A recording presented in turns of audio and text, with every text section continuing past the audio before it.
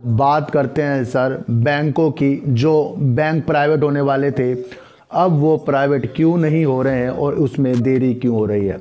सबसे पहले सर मैं आपको एक चीज़ बता दूं, जब ये बैंक की प्राइवेट होने की न्यूज़ आई थी तो काफ़ी लोगों ने इसके टारगेट सर बड़े बड़े दे दिए थे, जैसे कि central bank of India, IOB, bank of Maharashtra, ये 3-4 बैंक थे सर। उनके जो न्यूज़ आई थी उसकी वजह से सर शेयरों में इफ़ेक्ट भी पड़ा था और 2-4 दिन तक के अपर सर्किट भी लगा था।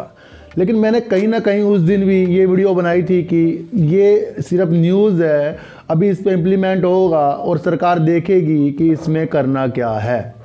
और उसके बाद इनकी मार्केट कैप सर ऊपर बढ़ती गई और लोग इसके अंदर वीडियो बनाकर इस बैंकों को बहुत ही ऊपर के टारगेट देते रहे और काफ़ी लोगों ने इसमें अपनी बाइंग कर ली है। सबसे पहले एक आपको बता दूं कि ये शेयर प्राइस सर काफ़ी ऊपर तक जाएगा क्योंकि बैंकों में काम अच्छा हो गया है, और जब बैंकों में काम अच्छा हो गया है तो बैंक ग्रोथ के लिए ही जाना जाता है। और मैं आपको एक चीज़ और बता दूं, संसद के शीतकालीन सत्र में इन 2 बैंकों की चर्चा होनी थी, जिसमें इन 2 बैंकों को प्राइवेट करने की मोहर लगनी थी, जो 23 दिसंबर को शीतकालीन सत्र इनका समाप्त होने वाला है। लेकिन आज एक न्यूज़ निकलकर सर ये आ रही है कि सरकार ने अभी इसके अंदर जो खामियां है, जो इन्होंने निर्णय लेने की एक सोची थी, उस पर ये अब चर्चा करेंगी। और चर्चा किसके साथ करने बैठ रहे हैं? ये चर्चा कर रहे हैं सर आरबीआई के साथ, यानी कि भारतीय रिजर्व बैंक के साथ। तो मैं आपको एक चीज़ और बता दूं सर, जैसे कृषि कानून भी आया था वो भी वापस लिया गया है, उसमें भी किसानों की जीत हुई है, किसानों ने धरना दिया था। तो इसी तरह सर 2 दिवसीय हड़ताल में बैंक के लगभग 9 लाख कर्मचारी हड़ताल पर चले गए थे बृहस्पतिवार से। तो उससे कुछ फ़र्क सर सरकार में ज़रूर पड़ा है, क्योंकि कामकाज बैंकिंग सेक्टर का बिल्कुल ठप हो गया। और उसके दौरान आपको मैं बता दूं सर शेयरों में भी काफ़ी इफ़ेक्ट पड़ गया है।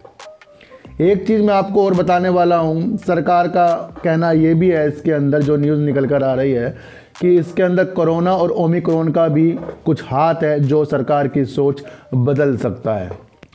बैंक के कर्मचारियों को प्राइवेट होना, और वो भी 2 सार्वजनिक निजी क्षेत्र के बैंकों का, तो वो जब यूनियन होती है सर तो सारे के सारे इकट्ठे हो जाते हैं।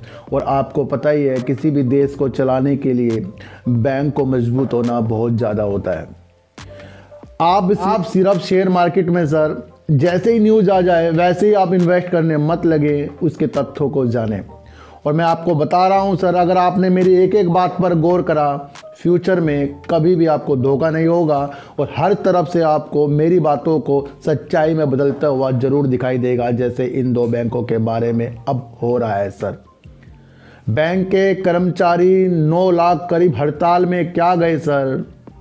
देखो सर, आज एक न्यूज़ आ गई है जिसमें कहा गया है कि वो आरबीआई के साथ मिलकर इन 2 बैंकों की चर्चा करेंगे, निर्णय लेंगे। और इस सत्र में जो होना था वो अब नहीं होगा, वो अब जब होगा जब वो आरबीआई से बात करेंगे। अभी हड़ताल 2 दिन की है सर और कामकाज ठप सा बैंकों का हो रहा है। सारी न्यूज़ों को देखने के बाद सर आपको ये पता करना है कि अब इन बैंकों में थोड़ी गिरावट, क्योंकि वो लोग डर जाएंगे अब जो इसके अंदर बैठे थे कि ये प्राइवेट होंगे और उनका पैसा डबल होगा, जो 27-28 रुपये में इस बैंकों के शेयर को खरीद कर बैठे थे। और बैंकों के नाम आपको पता ही है सर, 2 जो बैंक पहले होने थे जिनका नाम है sir central bank of India और आईओबी, या बैंक ऑफ महाराष्ट्र भी हो सकता है, लेकिन फिलहाल 2 बैंक हैं जो सबसे आगे हैं। तो उसके बारे में मैंने आपको बताया है सर। इस स्थितियों को देखकर ही सर अपने पैसों को लगाइए सर, क्योंकि ये पैसा जो होता है बड़ी मेहनत से कमाया जाता है।